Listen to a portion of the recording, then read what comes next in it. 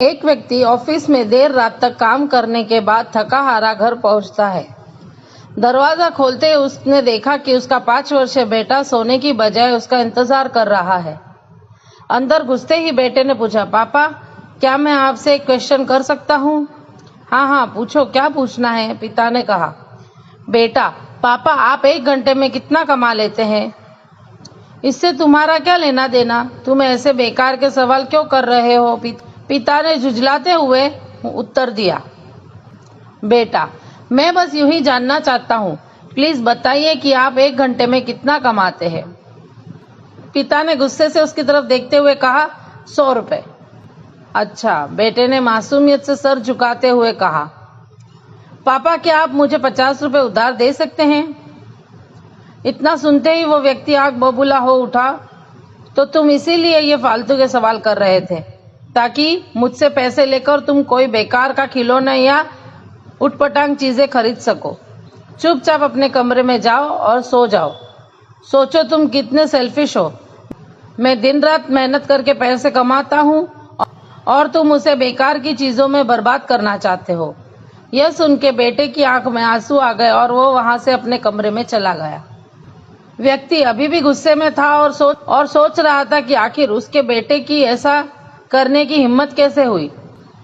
पर एक आधा घंटा बीतने के बाद वह थोड़ा शांत हुआ और सोचने लगा कि हो सकता है कि उसके बेटे ने सच में किसी काम के लिए पैसे मांगे हो, क्योंकि आज से पहले उसने कभी भी इस तरह से पैसे नहीं मांगे थे।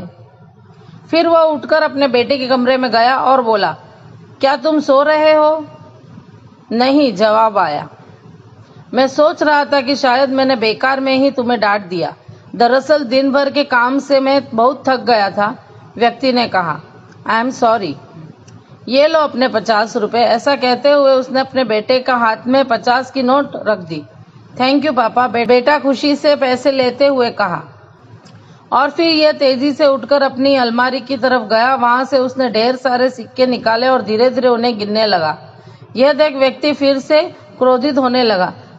जब तुम्हारे पास पहले से ही पैसे थे तो तुमने मुझसे और पैसे क्यों मांगे? क्योंकि मेरे पास पैसे कम थे पर अब पूरे हैं, बेटे ने कहा। पापा अब मेरे पास 100 रुपए है। क्या मैं आपका 1 घंटा खरीद सकता हूँ? प्लीज आप ये पैसे ले लीजिए और कल घर जल्दी आ जाइए। मैं आपके साथ बैठकर खाना खाना चाहता हूँ।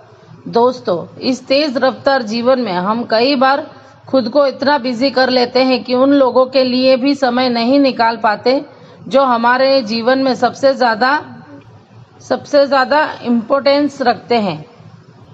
इसीलिए हमें ध्यान रखना होगा कि इस भाग दौड़ भरी जिंदगी में भी हम अपने माँ बाप, जीवन साथी, बच्चों और भिन्न मित्रों के लिए समय निकालें, वरना एक दिन हमें भी एहसास होगा कि हमने छोटी मोटी चीजें पाने के लिए बहुत कुछ बड़ा खो दिया। ऐसी ही रोचक कहानियां सुनने के लिए पेज को सब्सक्राइब करें, वीडियो को लाइक करें, शेयर करें। धन्यवाद।